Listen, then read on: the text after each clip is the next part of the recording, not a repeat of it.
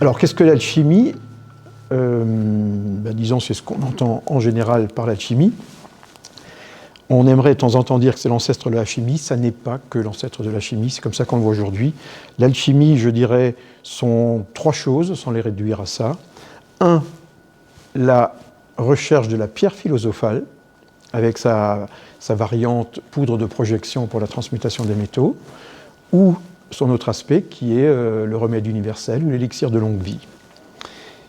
C'est ce qui reste dans l'imaginaire populaire et qui reste dans de nombreux ouvrages du Moyen-Âge et avant le Moyen-Âge.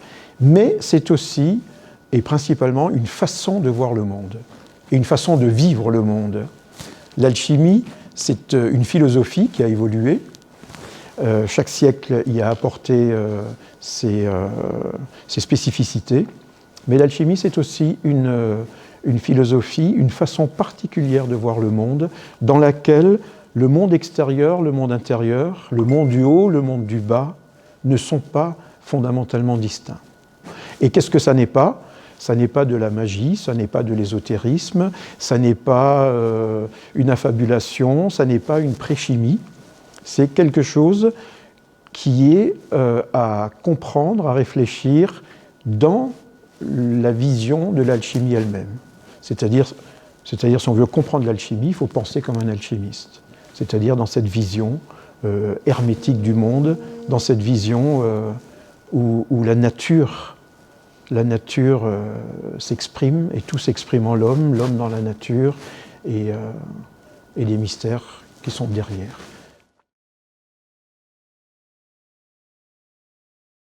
Alors, pratiquer l'alchimie, c'est vaste.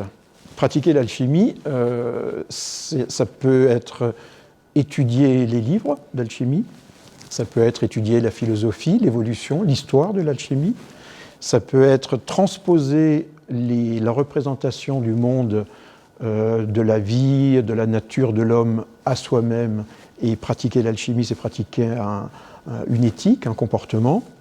Mais plus traditionnellement, pratiquer l'alchimie, c'est essayer de comprendre les mystères de la nature.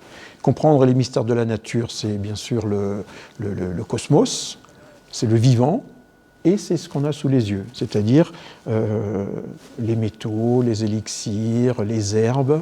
Donc pratiquer l'alchimie, c'est aussi faire un petit peu de la métallurgie du Moyen-Âge, de la pharmacopée du Moyen-Âge.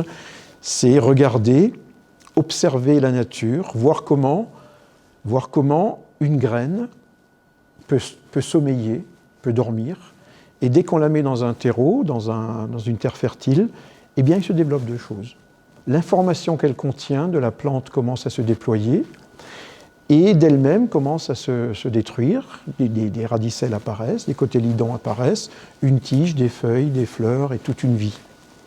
Donc, pratiquer l'alchimie, c'est lire, bien sûr, les anciens, c'est observer la nature, c'est réfléchir, c'est méditer, pour certains c'est prier, et très important pour deux raisons, c'est pratiquer, soit une voie avec les métaux, qui est classique, soit une voie avec les élixirs et les plantes, soit d'autres voies, mais ce sont les deux plus habituelles, de façon à ne jamais couper le lien avec la réalité.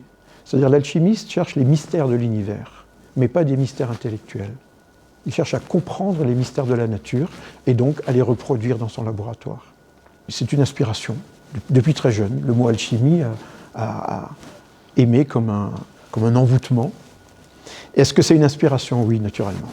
Naturellement. La pensée alchimique m'a apporté énormément d'intuition, d'inspiration, et surtout aujourd'hui, mais je ne parle que pour moi, c'est un domaine, je pense que c'est un domaine de liberté.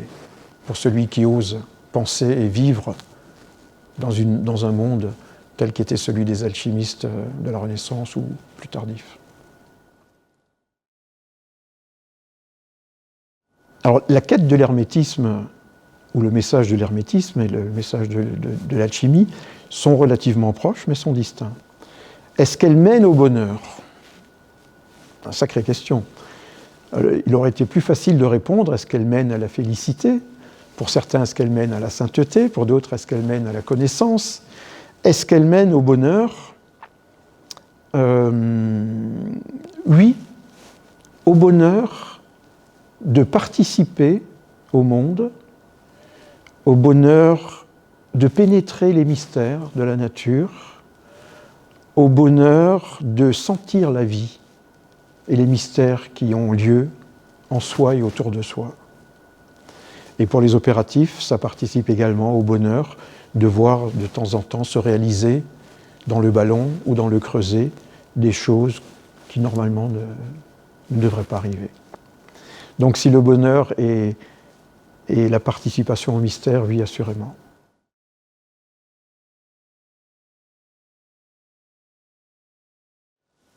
La pierre philosophale est un terme, effectivement, derrière lequel on peut mettre quantité de choses. Poudre de projection, élixir de longue vie, pierre de sagesse. Fait-on sa pierre ? Oui. Les alchimistes développent une pensée propre, une vision propre du monde. Même si ils captent ou ils intuitent cette façon de voir le monde en lisant les anciens, en priant, en dormant, en méditant, en observant la nature. Les alchimistes sont des personnes très individualistes, non pas retournées sur eux-mêmes et ne s'occupant d'eux-mêmes, mais individualistes au sens où il n'y a pas d'intermédiaire entre leur recherche de vérité et eux-mêmes. Il n'y a pas d'intermédiaire. Et en ce sens, ils font leur pierre. Leur pierre, c'est bien sûr quelque chose qui peut paraître un petit peu arrogant, puisque en alchimie, c'est la nature qui fait le travail. Et l'alchimiste ne fait que participer en créant les conditions dans lesquelles la nature permet d'accélérer ces processus.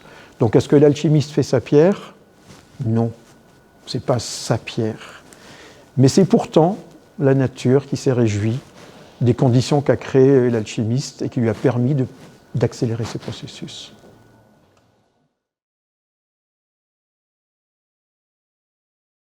La parole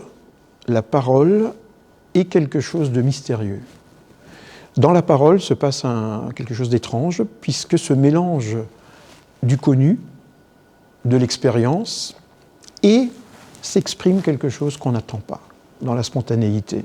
La parole est un aspect qui peut relever de ce mélange entre l'inconnu et le connu, entre le passé, le connu et l'émergent. Et la parole est quelque chose de très créateur, à ne pas sous-estimer dans un monde et dans une vision alchimique.